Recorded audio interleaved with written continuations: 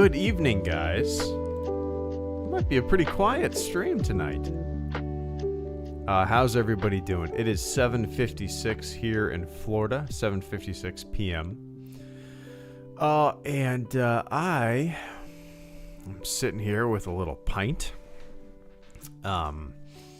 nursing a pained shoulder, and don't have to work tomorrow. I got off shift at 8 in the morning this morning, and I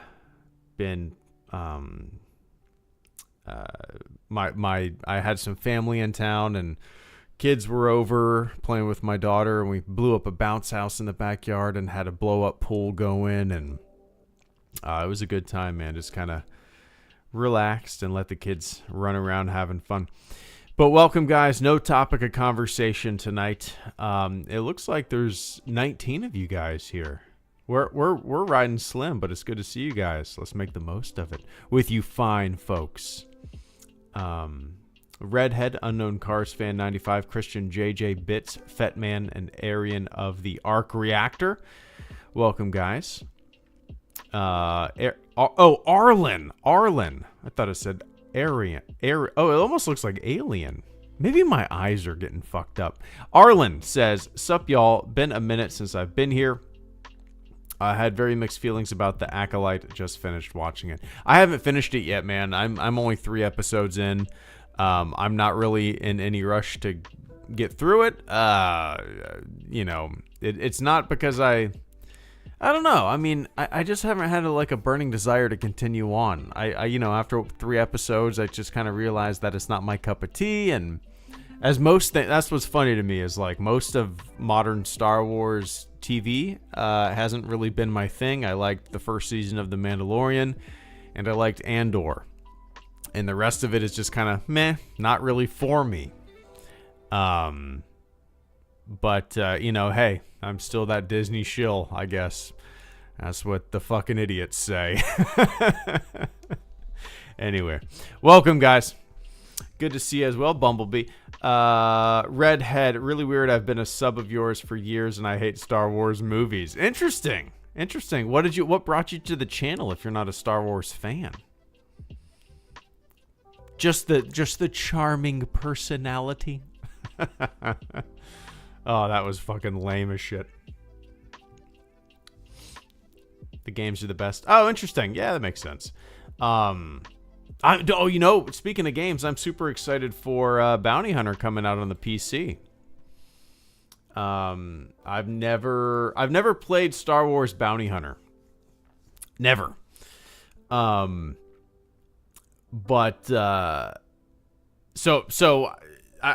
really excited to finally be able to check it out. I never had a GameCube growing up. I never had a PlayStation. I've always been a PC gamer. We got our first computer in 94 when I was 8 years old. And I've pretty much been a PC gamer since then. So for this to be the first time I'm going to be able to play Bounty Hunter, a game that has been recommended to me so many times, it's pretty exciting for me. I'm sure people are going to have a bunch of nitpicks and stuff like that with the transfer over to PC and the remaster or whatever you want to call it. But for me, broad strokes here, I'm pretty damn excited to finally be able to check this game out, Comes out on the 1st. Do I work? Let's see.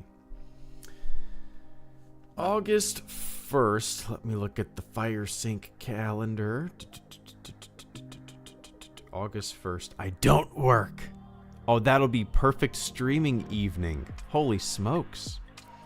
I'm going to buy it on August 1st. And then I will be doing a long late night stream for Star Wars Bounty Hunter. Can we make it a date? Can we make it a date? Should you read Legends books even though they are not canon? CM56. Oh, absolutely. Yeah. For me, man, canon should be loosey goosey. I'm not one of the kind of people who get super weird and almost religious when it comes to canon. You know, there's like a religiosity to some people's obsession with the, I don't know, the absolute steadfast, unshakable need for canon to be, you know, in lockstep and never wavering. I'm not like that at all, man. If you want to read a Legends book, yeah, absolutely. If something piques your interest, and even if it doesn't jive with like a story that might parallel it, or contradict it rather, who gives a shit, right? I mean, every Star Wars fan kind of has their own version of headcanon in their brain. Especially like, I feel like my generation, you know, grew up with the OT through the 90s. So, you know, a lot of Star Wars wasn't fleshed out then, especially prequel era stuff. You know, pre-original trilogy or what came after, so, or even little lines of dialogue within the films. We filled in the gaps with our own headcanon a lot of the times, right? What was the Clone Wars like? Well, yeah. So canon for me isn't meant to be something that almost becomes a burden in a way. But you gotta follow the rules of Star Wars! Come on, man. I want to have fucking fun first and foremost, right? It's just like, I don't know, man. Like, I've never been one to just like, only focus on that. It's bent and broken and been retconned over and over again since Star Wars was created. So to complain about things now? Are you going to complain about it now? Just have fun. Read what you want to read. Watch what you want to watch. Come up with your own ideas and canon in your own head, and understand that all of this stuff is malleable, and it's forever changing. And when you realize that, you stop stressing about dumb shit that doesn't matter. Anyway.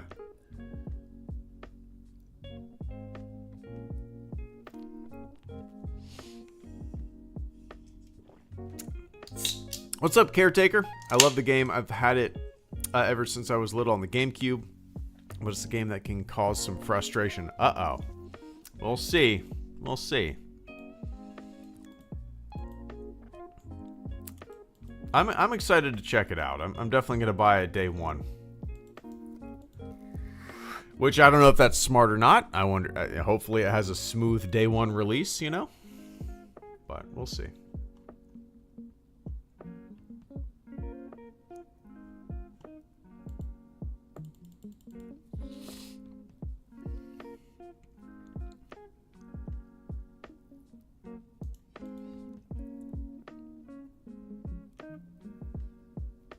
Oh man, my shoulder, dude.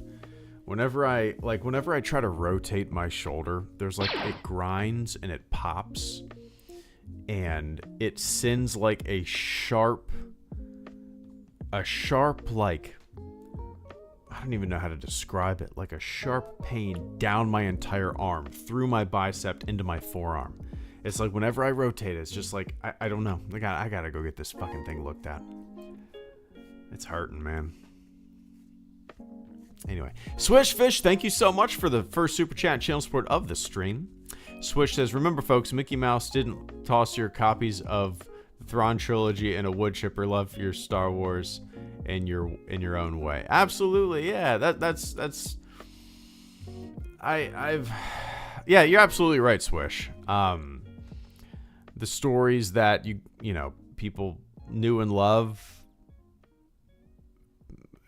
maybe when they were growing up and reading, they're not gone. I have my own headcanon, man. In my own headcanon, Boba Fett died in the Sarlacc pit, right? Is that is that what actually happened? Hey, guess what? It doesn't matter because none of it actually happened. In my own headcanon, in the way that I like to view Star Wars, in a neat and tidy way that makes me appreciate the franchise or the original trilogy at least more, Boba Fett's dead. And that's not to say that I recognize that when you're speaking of official canon, that's you know, wrong. But in my own headcanon, I like the story better that if he's dead. You know what I mean? It's if something disagrees with your brain, if something contradicts something, it's never been really an issue for me. I mean, if you flat out change a movie, yeah, that's where I have an issue, because you're kind of tampering with the history of film, right?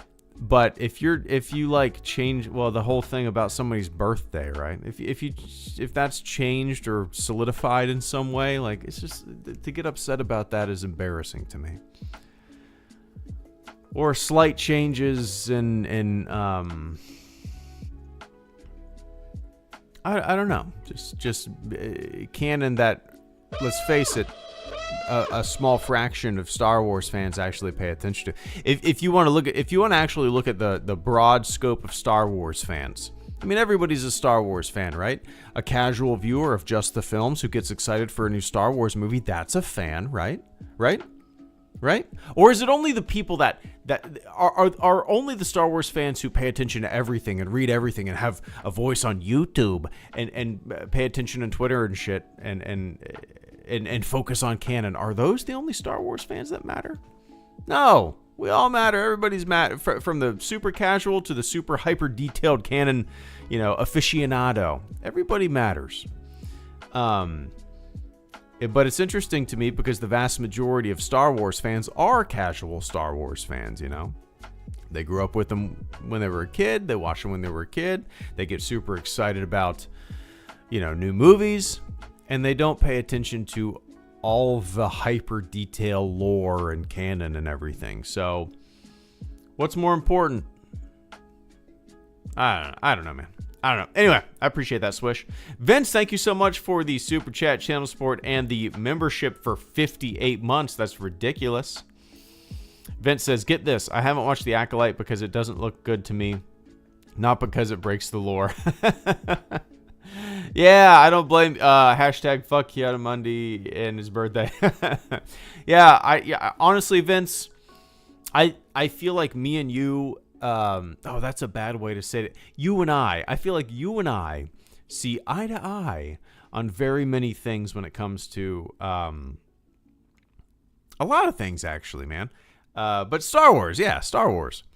And knowing you and seeing how we are pretty similar in taste, I don't really think you're missing much, and I don't think you would be all that impressed. But again, don't take my word for it.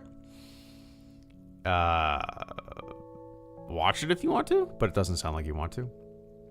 But yeah, man, I feel like you're not really missing anything. Now, if I was talking to someone else, I would be like, yeah, you'd probably like it. But I'm talking to Mr. Vince, right? Who basically, oftentimes, when it comes to our opinions, I feel like we share a goddamn brain.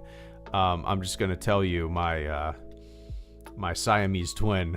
I don't think you're missing much. But anyway, cheers, man. Vince also says, I beat Bounty Hunter over the weekend. I can't believe a game from 2002 will live up to every bit of hype. But I love it. Third level has some bullshit. Why does every game back then especially have some bullshit? Whether it's... Do you know what it reminds me of, Vince?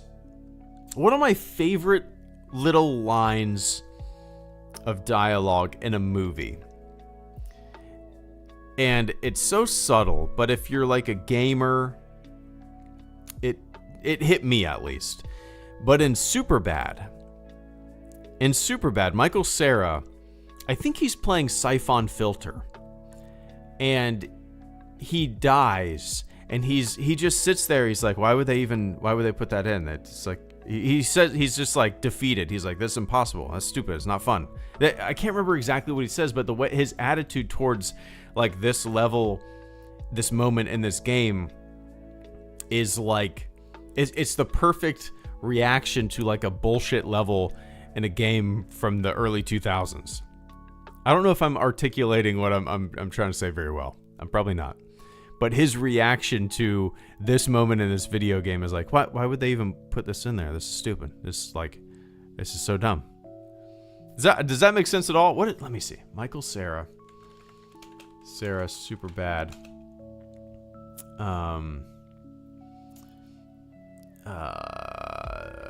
Siphon filter? Maybe he wasn't playing Siphon filter.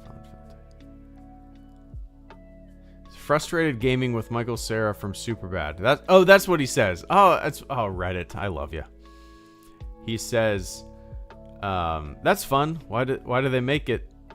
Why do they make that if you can't even win? Then why am I fucking playing? I love that. He says, yeah. That's fun. Why do they, if you make, I can't read it I can't say it like him. Because this probably was ad-libbed, right? You can hear his delivery. Exactly. It's the perfect, this level is fucking bullshit, reaction. Yeah, I love it. Anyway, I appreciate that, Vince. I'm excited to play it, man. I've never played it, as we've discussed, but...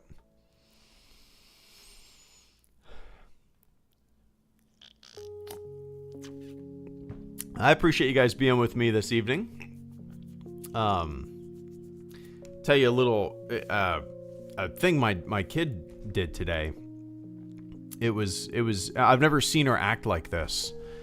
You might find this interesting. I don't know. Maybe I just need to vent. But so my wife's mom passed away a few years ago, and we took in her cat. So we had 2 cats, and then when she passed away and we took in her cat, we had 3 cats. And over the past 8 months, all 3 of those cats have died. We just had to put down the oldest cat. He was 18 last Thursday. And my daughter today, and it was rough. It was an 18-year-old cat. Originally my wife's. I was with him for 15 years. It's fucking rough, man. I picked up his remains today. It's rough, but yeah, I mean, we've all been through this, right? But my daughter, I was outside blowing up her bounce house, filling up her little blow up pool because her cousins were coming over today. And I go inside and she's sitting there crying. What's wrong? And she said, I miss Emmy. She's crying. I've never seen her react to this. Through all of the cat's deaths, I don't think she really comprehended it. But today, she started crying about missing them, and I don't know. It was really, really interesting. And I don't know. And she said, what did she say? She said, did they like me? Yeah, she said, did they like me? And I said, of course they did. And I told her they loved it when you built forts for them, because she would build, I don't know if they liked it or not. They probably didn't, but she would build pillow forts around them and use cushions to build a fort for the cat, or bring them good food, wet food, dry, bring them bowls of water and stuff and play with them. And I was like, of course. Wow. Yeah, of course they loved it. They loved, hanging out with you. Whenever you would go up to Micah and pet his head, he would love it, and he would always purr. He loved it. But it really broke my heart. I've never seen her like that, super emotional about, I don't know, missing the cats. I mean, she's 6 years old, so it's definitely a learning experience. And dude, we can't even fucking handle it as adults, right? How is a 6-year-old supposed to comprehend and understand it, right? But yeah, I don't know. I wanted to share that with you guys. It's just because it was a little heartbreaking for me today to see that. Yeah, I literally was filling the bounce house up, putting the hose in the bounce house little pool area, walk inside, and she's on the couch bawling. I'm like, oh man. Yeah, anyway. Vince, I actually think about your cat very often, Greedo. I hate losing pets. Put down my Aussie years ago. I still expect her to bark when I get home, but I feel like I'm forgetting what her bark sounded like, and it makes me sad. Yeah, it's a bummer, man. Yeah, for sure. Yeah. sucks. I mean, it makes us not want. It makes me not want to get another pet. I don't know about you, but it makes it. I mean, that's silly to say because it's worth it, right? It's just the passage of time. It's life. It's the world. It's the universe. Whatever. What can you do? It's like, I don't want to get another pet. Well, okay. What, are you just gonna never do anything ever because of the inevitable? You know. But yeah, it's a bummer, Vince. Yeah. Yeah. Yeah, sucks. But it's weird, like in 8 months, all 3 cats. Well, the first one to go was only 12. Which is old. Which is old. But she still was super energetic and healthy. I mean, not healthy, obviously, but like just energetic and bouncing off the walls. And one day, she never liked to be picked up. She never liked to be picked up. One day out of the blue, I just decided to pick her up. And I looked down and I had like blood on my hands. I was like, what the fuck? What the fuck? She had like a big pocket of pus on her chest. And it turned out to be the feline equivalent of breast cancer. Like the super aggressive breast cancer. And so she within 2 months, she was just like, she was gone. And we, had to end the suffering. And then my wife's mom's cat, who we took in when she passed away, she died within like 2 days of her even showing any kind of signs of going downhill. I was out of town actually, and she just crawled under our bed. And the next morning, my wife called me and she was like, "Amy's dead." I'm like, what? And then Micah, he was 18 years old. He was an old man, but he was. I mean, we all love our pets, right? He was a very unique cat. He was a very unique cat. Big old, like, he had some Maine Coon in him. Big old boy. But yeah. Anyway.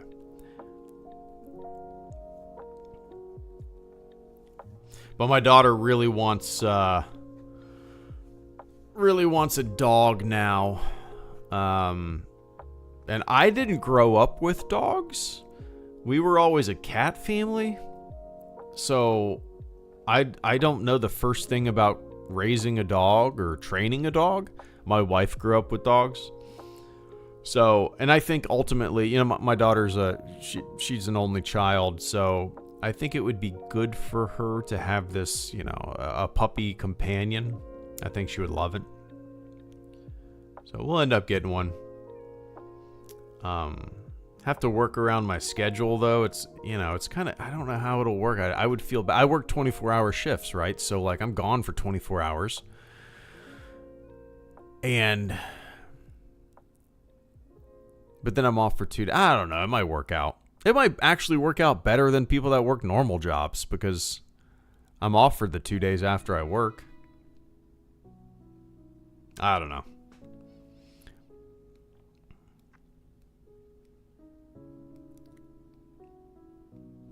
Saying goodbye to longtime pets that are part of the family is one of the hardest things I've done. Yeah, absolutely, Josh. Good to see you, man. Yeah, it's weird too. It's just kind of like a reminder of the passage of time. When your family's huddled around. My parents and my sister. We put our family cat down. Shit, that's probably 10 years ago now. He was old. I think he was 16, 17. It's just kind of, it's, yeah, I don't know. Just kind of a reminder of the passage of time, and it sucks. Sucks.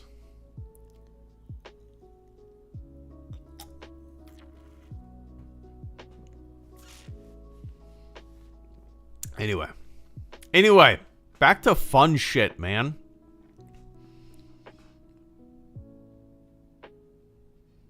Now we can talk about anything. Has anybody out there had shoulder surgery? I'm kind of wondering if I'm going to need that. My shoulder is all sorts of fucked up.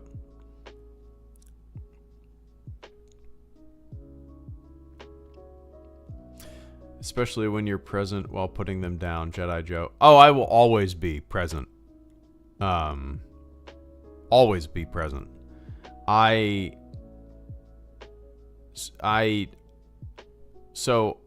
don't know, maybe it's weird, I've never really thought about it, but like for the two cats we put down over the,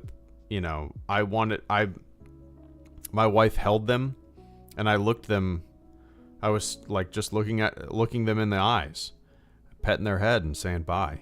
I want to be, I want a familiar face to be the last thing that they see, a familiar voice, a familiar feel, petting them on the head. There's Death Cab for Cutie. It's weird. The Death Cab for Cutie has a quote in one of their songs. It's called, the song is called What Sarah Said. And the quote is, "Love is watching someone die."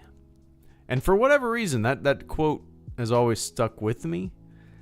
And I don't know. I have this thing where at that moment, I don't want to shy away from it. I don't want to look away. I want to be there, present and maybe give some comfort. They don't know what's going on, right? Obviously, it's a split second gone. But just in that last millisecond of just a familiar face, a familiar touch, familiar voice. Yeah, you owe it to them, right? You're gonna do drop them off, say bye, and then dead? No, don't do that, people. Anyway.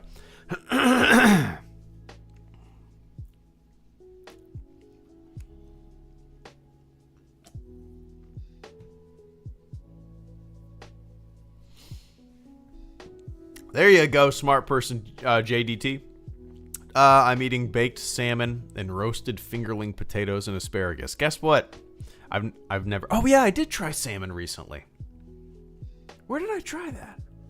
I've never been a big seafood eater. Just didn't grow up eating it. I was a very meat and potatoes household. My wife grew up eating all sorts of seafood and raw oysters. Her and her family, when they have get-togethers, they'll just get a bucket of raw oysters and they'll shuck them and they'll just eat them raw. And I'm like, that is gross, dude. So yeah, I'm not a big seafood guy. I've tried salmon once in my life and I'm sure I liked it. It's just for whatever reason, like I'll do fish tacos, I'll do mahi. Most of the time, when I get fish, I like it blackened, like very blackened. But yeah, anyway.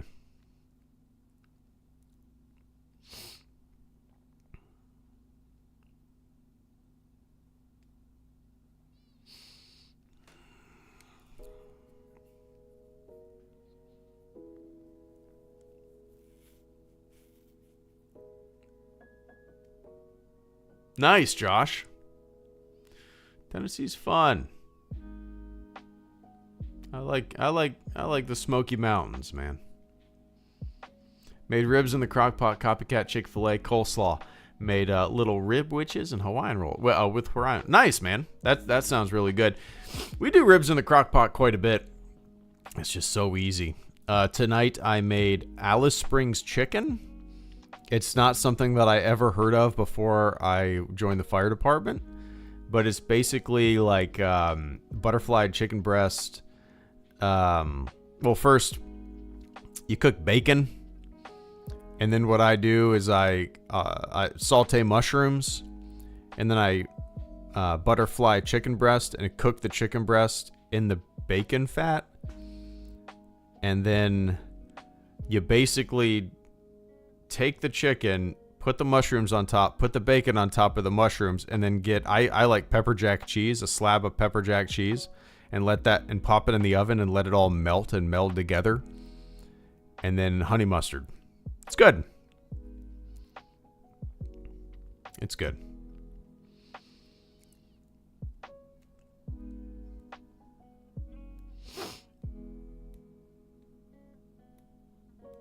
It's easy too.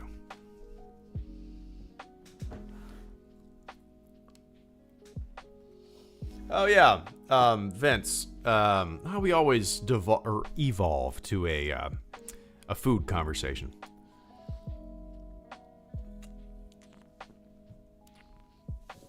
Vince asked, "What is that barbecue place in Jacksonville you've talked about in the past?" I thought about that the other day. It's called Mojo's. It's interesting. I don't know if anybody else is kind of experienced this with some of their favorite restaurants, or maybe it's just me. I don't know. I hate to say becoming cynical, but I feel like the quality has gone down in my favorite restaurant, and like my daughter used to love their kids' cheeseburger. It was cooked perfectly, and now it almost, like, their cheeseburger now tastes almost like a school cafeteria cheeseburger. It's weird. Like the brisket, I don't know. It's just, I don't have the same love for Mojo's as I used to. I don't know. Also, nothing's gonna beat Terry Black's out in Austin that we tried. So like, don't even try. I've gotten to the point, I love brisket when brisket is done well. But like when you order brisket and you're super fucking excited for brisket and it comes and you're like, this is not good. Like it's I don't know if it's easy to mess up. Dude, honestly, I'm going to say the best brisket I've ever had, a guy made it at the station on the smoker. It was incredible. It was incredible. It was better than the Terry Black's brisket that I tried out in Austin. It was absolutely incredible. And what I love, this guy's awesome. He's just like the nicest dude, but like he was just so nonchalant about it. It was like, yeah, I make pretty good brisket. That's what's funny to me. Like the people who are like, you gotta try my blah blah blah. I make a really good blah blah blah. Well, guess what? When somebody hypes up their food so much, that blah blah blah is probably gonna be pretty mediocre. This guy was just like, yeah, I can make a brisket. You want me to make a brisket for you guys? Yeah, I make a pretty good brisket. Okay, cool, go for it. I wasn't expecting anything, and it was just like, it was the most tender, just flavorful. It was so goddamn good. It was so good. Should have taken a picture.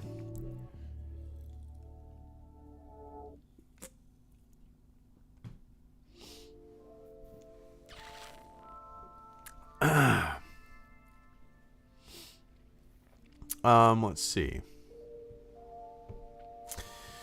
Oh, Terry Black's was great. Ty, what's up, man? Yeah, we were out there last October. We went and saw Josh Ritter, musician. Flew out there just for the concert and stayed for 2 days, 3 days? Yeah, something like that. And we went to Terry Black's, and golly, it was so good.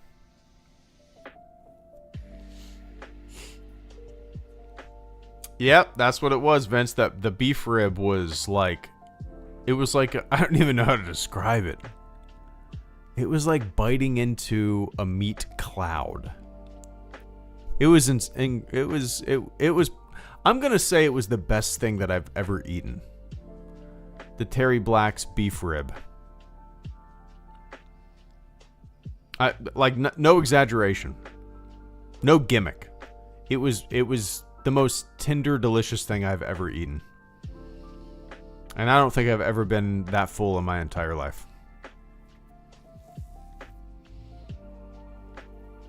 Yeah, that's what everybody said, Vince. Like, they were like,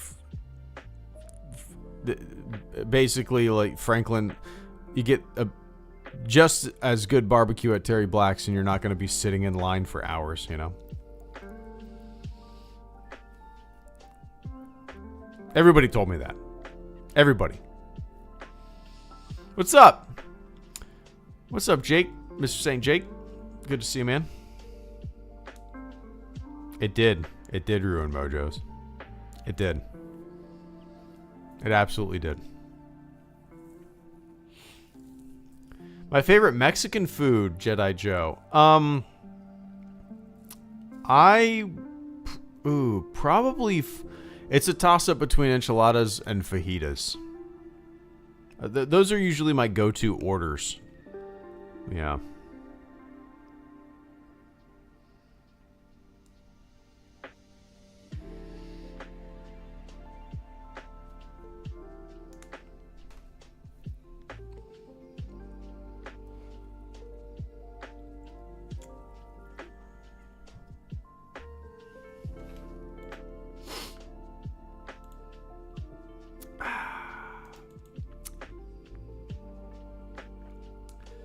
I'm going to be... my plan is to stay up super late tonight.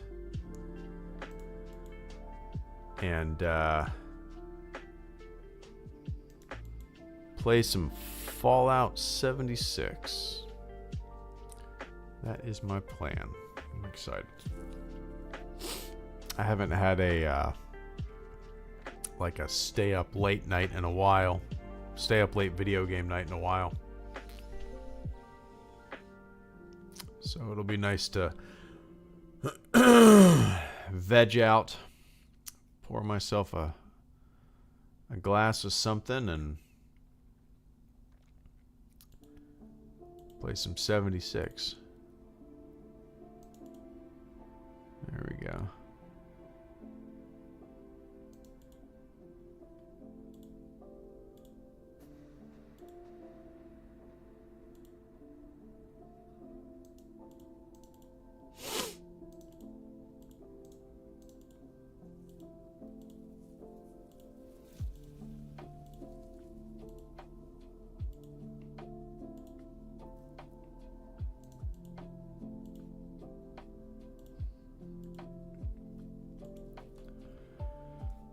Oh, I like 76, Jake. I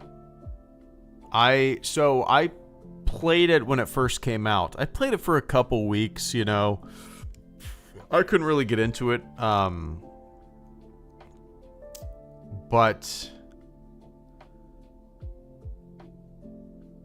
so, and then I took a long... when did it come out? Like 5 years ago? Something like that. 5-6 years ago? I didn't think it was as bad as people said when it first came out. I enjoyed for what it was, but it didn't hold my interest. And now, man, I started back up in April. I guess that's probably when the show came out, right? I watched the first episode of the show, and I was like, ooh, I have a Fallout itch. I'm going to check out 76 again. And I installed it, and so did one of my best buds. And we have been playing 76... since April, May, June, July. So yeah, 3 months now. And the amount of content and fun events and collectibles, customization. I can see myself playing 76 for... oh, games. Nice, Mr. St. Jake. Thank you so much for the generous super chat and channel support this evening, man. I appreciate that. Here's to playing video games. Hell yes. It's such a good feeling. I just love it. I don't... it's like I get these nights every once in a while where I'm off. I was off today. I'm off tomorrow. My wife has to work today, and she worked tomorrow. And she usually goes to bed at like 10 o'clock on a work night. And I'm like, guess what? I'm going to be staying up till 2 in the morning playing Fallout 76. I'll be a zombie tomorrow, but I'm used to it. But I got to take advantage of some me time, right? But yeah, 76 is great. I don't know if you've played it. I don't know if I don't think we've talked about this. But I like the Fallout games. I lose interest pretty quick though, because I'm not much of a single player gamer. It takes a lot for me to stick with a single player game. I don't know why, but there's something about playing a single player game that makes me feel like isolated almost. Like when the option to play a multiplayer game is out there, I will always gravitate towards a multiplayer game because I feel it feels more connected. It feels more. I don't know how to describe it. It's indescribable for me. But it's like when I'm playing a single player game, I feel locked away. I feel like not engaged with the world. But when I'm playing a multiplayer game like Fallout 76, there's a bunch of people on the server. We're all interacting. We're going for a common goal. We're visiting each other's houses. We're buying each other's stuff from our vendors. It's a living, breathing world, and there's connection there. And it's to me, that's way more fun than single player games. But yeah, 76 is great, man. 76 is great. You could probably find it for dirt cheap. I know Fallout 76. It's $40 right now on Steam. I feel like it was like $10 not that long ago on sale. I bet you could probably find some keys on G2A. I'm sure on eBay, if you play on the console, you could find Fallout 76 PS4. Let's see. Yeah, PS4 Fallout 76 is $8. Yeah, on eBay. So, yeah, it's fun, man. It's fun. Check it out if you ever want to. Never played any Fallout game. It's definitely different. It took me an embarrassingly long time to figure out 76's like inventory management and the way things work, because Fallout 70, to me at least, I just don't have the automatic understanding of how these games work. My brain just doesn't work that way, I guess. But it took me a very long time to figure out how the inventory system works, the overweight system work, the junking system works. It took me a while to figure it out, but once I did, I was like, oh, this is great. It's definitely not. I wouldn't say that it's for everybody, because there's a lot of like bullshit mechanics that I can understand would turn people away, But oh, Grounded, yeah, that was fun. I played that a couple times with my buddy. Grounded's pretty fun. Cool idea for a game too.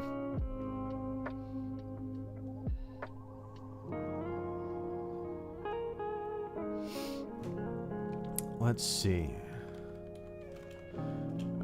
Fallout 76 G2A. So Fallout 76 on G2A, $17. Fallout 76 on G2A is $12. $12.9. Let's see. Wait, hold up. So Fallout 76 PC Microsoft key is $2.51 on G2A. That's what I'm seeing. Look into that a little more. $2? What? Huh. Interesting.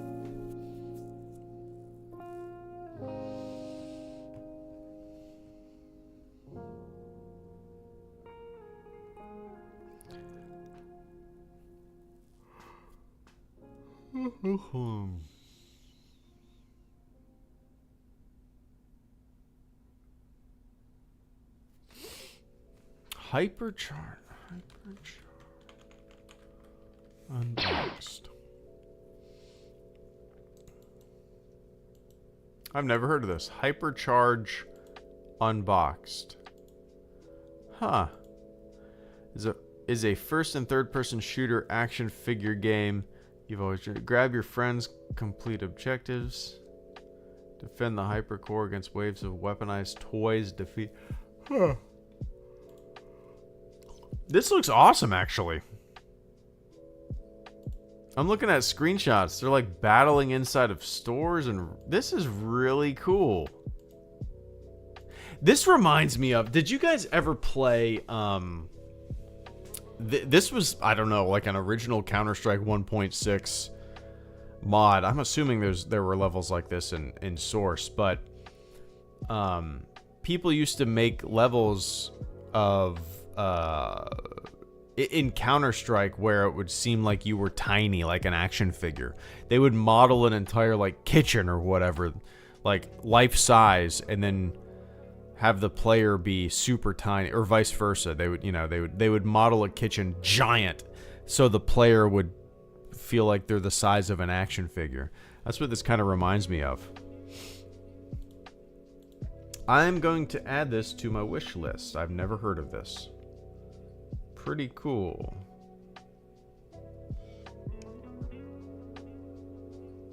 Huh. Yeah, this is neat. Hypercharge 2020. Oscar Rodriguez, thank you so much for the super chat and channel support. Oscar says, that's how I feel about custom stories for Amnesia. Or like being connected to the world and stuff like that. Were you the one telling me, Oscar, about how so much of Amnesia, like it's basically a game, like a level designer? Like it has its own level design. You can basically tell your own scary stories, right? That is such a cool idea for a gaming franchise. Like you have the scaffolding and people can build what they want.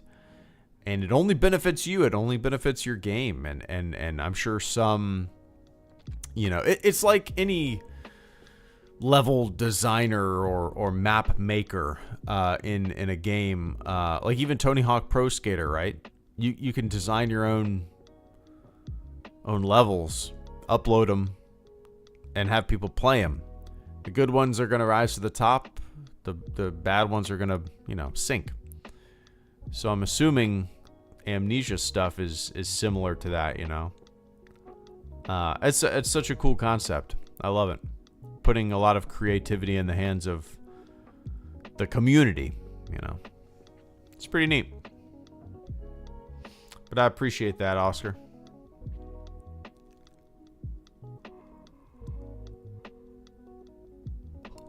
Actually, 4 actual games that are kept alive by fans and modders. Oh, okay, nice. 4. That's cool. I've actually never played them. I can picture the covers or I guess the logo.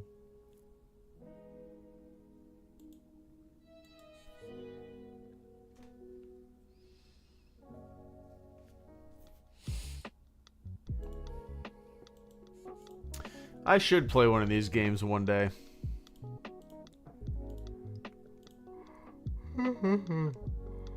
Oh man, I'm tired.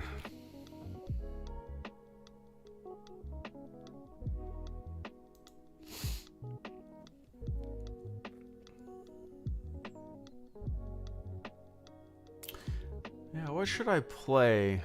I want to pick something out to play this Halloween on a stream. What game could I play?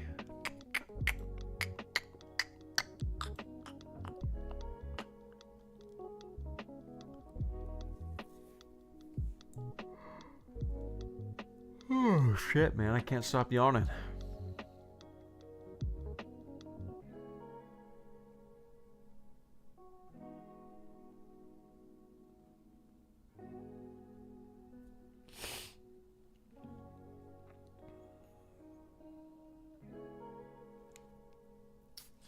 What was that game? Hypercharge.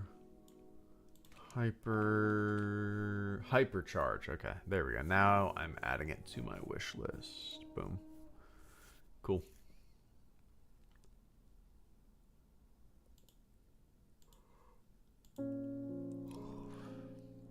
I need some coffee.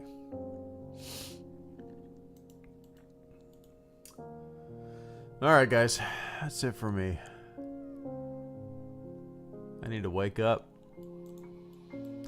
Planning on staying up super late, playing some 76. But yeah, man.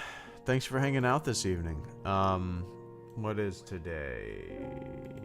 Tuesday, Wednesday. I work Thursday. Work